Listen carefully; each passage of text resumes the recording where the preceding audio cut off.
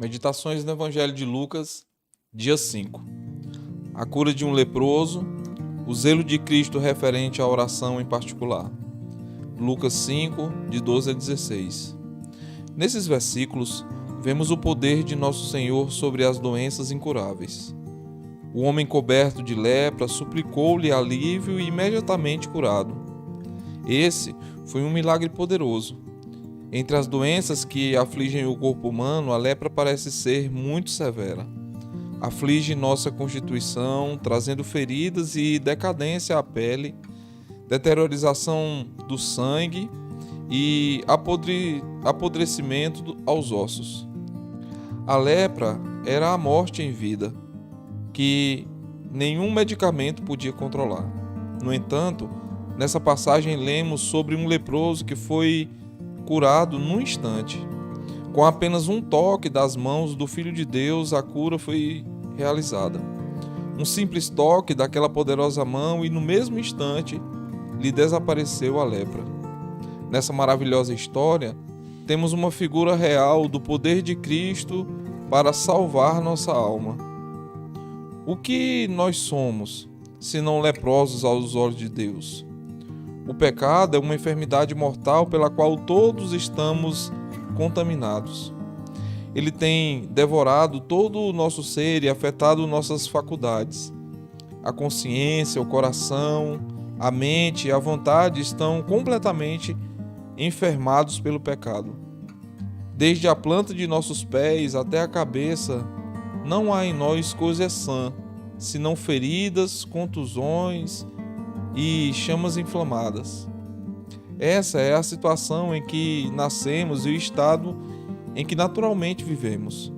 Em certo sentido, já estamos mortos muito antes de sermos colocados na sepultura. Nossos corações podem estar saudáveis e ativos, mas por natureza, nossas almas estão mortas em ofensas e pecados. Quem nos livrará desse corpo da morte? Sejamos gratos a Deus porque Jesus Cristo pode nos livrar. Ele é o médico divino que pode fazer as coisas velhas passarem e tornar novas todas as coisas. A vida está nele. Em seu sangue, Jesus pode nos purificar completamente de todas as impurezas do pecado. Pode despertar-nos e vivificar-nos por intermédio do seu Espírito. Ele é capaz de purificar nosso coração, abrir os olhos de nosso entendimento, renovar nossa vontade e restaurar-nos a saúde. Guardemos essa verdade profundamente em nosso coração. Existe um remédio para curar nossa enfermidade. Se ainda estamos perdidos, não é porque não podemos ser salvos. Ainda que nossos corações sejam corruptos e nossa vida tenha sido gasta na impiedade, há esperança para nós no Evangelho. Não existe caso algum de lepra espiritual que Jesus não possa curar. Em segundo lugar, vemos nesses versículos a prontidão de nosso Senhor Jesus Cristo em ajudar os que se encontram verdadeiramente necessitados. A súplica do leproso foi muito comovente. Ele disse: Senhor, se quiseres, pode purificar-me. A resposta que recebeu foi singularmente cheia de graça e misericórdia. Imediatamente, nosso Senhor respondeu: Quero, fica limpo. A simples palavra quero merece consideração especial. Trata-se de uma mina profunda, rica em consolação e encorajamento para todas as almas aflitas e sobrecarregadas. Essa palavra nos mostra os pensamentos de Cristo em relação aos pecadores. Expressa sua infinita posição de fazer o bem aos filhos dos homens e mostrar-lhes compaixão. Sempre nos lembremos disso. Se os homens não são salvos, isso não acontece por falta de disposição da parte de Jesus para salvá-los. Ele não deseja que ninguém pereça, e sim que todos cheguem ao arrependimento. Ele deseja que os homens sejam salvos e cheguem ao conhecimento da verdade. O Senhor Jesus deseja ter reunido os filhos de Jerusalém, assim como a galinha ajunta seus pintinhos, se eles simplesmente quiserem ser reunidos. Ele deseja, mas eles não quiseram. A culpa pela ruína de um pecador tem de ser dele mesmo. Se ele se perder para sempre, será a culpa de sua própria vontade e não da vontade de Cristo. Esta é uma verdade solene proferida pelos lábios de nosso Senhor. Contudo, não quis vir a mim para terdes vida.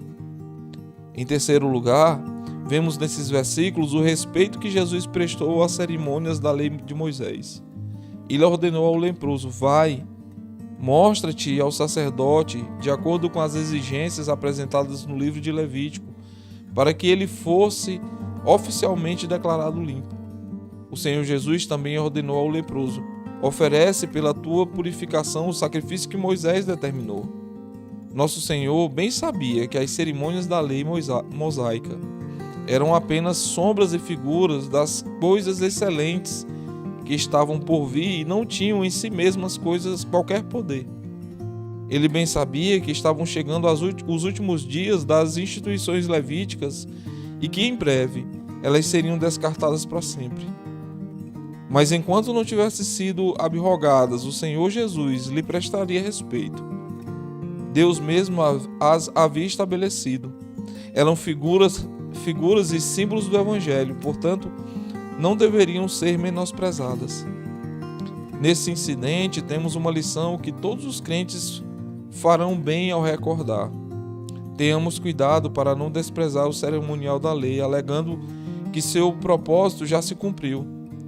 Estejamos atentos para não negligenciar as partes da Bíblia que os apresentam, sob o pretexto de que o crente evangélico não tem necessidade dessas coisas.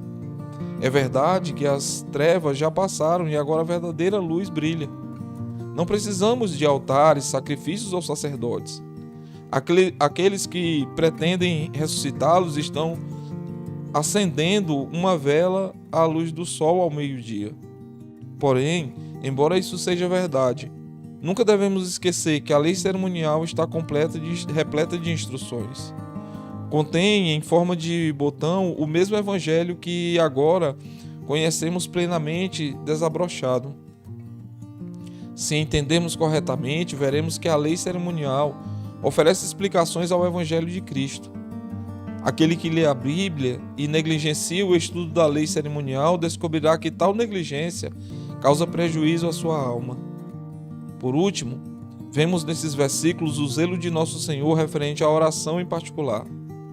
Embora grandes multidões afluíssem para o ouvirem e serem curados de suas necessidades, ele separou o tempo para a devoção pessoal. Ainda que ele fosse santo e puro, não permitia que seu ministério público diário o impedisse de ter comunhão particular com o Pai. Ele se retirava para lugares solitários e orava. Temos diante de nós um exemplo bastante esquecido nestes últimos dias. Infelizmente, existem poucos crentes que se esforçam para imitar Cristo nesse assunto da devoção particular. Existe abundância de ouvir, ler, pregar, visitar, ajudar os outros e muitas outras atividades espirituais.